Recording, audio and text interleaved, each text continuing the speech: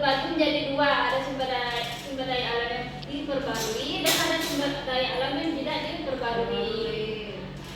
Nah, sumber daya alam yang diperbarui ini sumber daya yang keberadaannya di alam selalu tersedia dan dapat dipulihkan kembali atau didaur ulang melalui proses alami atau dengan bantuan manusia. Ada yang tahu nggak contohnya apa?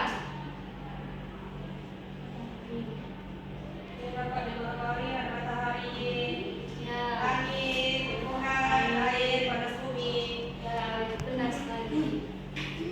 Nah, yang sumber daya alam yang tidak terbaru ini, sumber daya alam yang tidak dapat kita manfaatkan dengan cepat, butuh waktu lama untuk terbentuk kembali, sehingga jumlahnya terbatas, tidak bisa jika digunakan terus-menerus. Contohnya, kalau bahan bakar fosil itu minyak bumi, batu bara, dan gas bumi. Yang mineral itu emas dan besi. Nah, potensi sumber daya alam di Indonesia terbagi menjadi tiga. Ada sumber daya alam hutan, tambang, dan kemaritiman.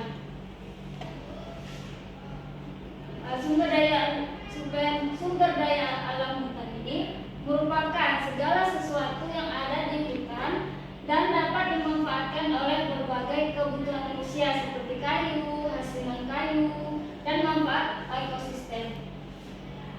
Kalau sumber daya alam tambangan ini, pertambangan merupakan sesuatu kegiatan untuk mengambil endapan bahan galian yang bernilai ekonomis dan berharga dari dalam kulit bumi secara mekanis maupun manual pada permukaan bumi, di bawah permukaan bumi maupun di bawah air.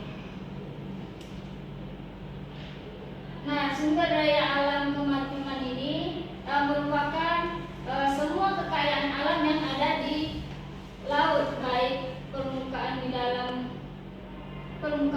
dalam dasar laut maupun di wilayah pesisir pantai.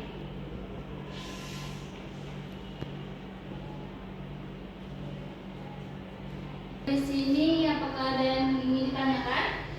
Sudah paham semua ya? Sudah. Ibu ada tugas kelompok, 3 kelompok. Ada tugas kelompoknya tulis sendiri ya. Iya, Bu. Tugasnya ini boleh dicatat? Boleh, Bu.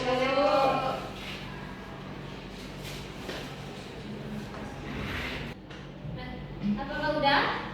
Belum. Ada yang belum ya? Lanjut. Iya, Bu. Udah? Belum, Bu. Ada? Iya, Bu. Ini udah? Udah, Bu.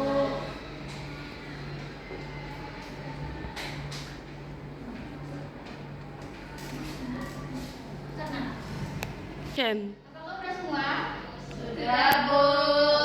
Ini kerjakan di rumah, minggu depan dipresentasikan ya. Iya, Bu.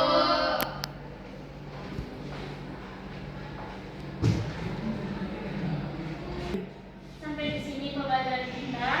Kepada anak-anak ibu, apakah ada yang mau menyimpulkan? Ya, kepada Iya, Bu. Baik, Bu. Kesimpulan pembelajaran kita pada hari ini adalah perubahan potensi sumber daya alam terjadi karena faktor alam dan aktivitas manusianya. Jika dikelola dengan baik, sumber daya alam bisa terus dimanfaatkan. Namun jika dieksploitasi secara berlebihan, potensi